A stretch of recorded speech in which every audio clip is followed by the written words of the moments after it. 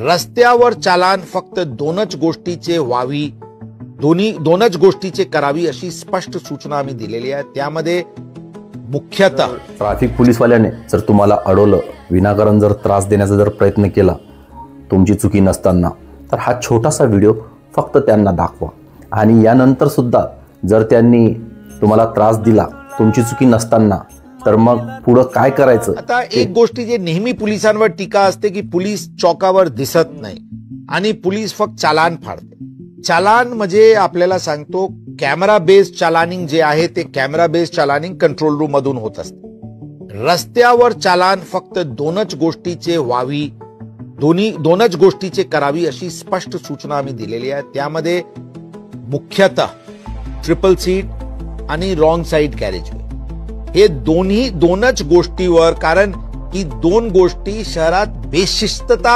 दाखवते।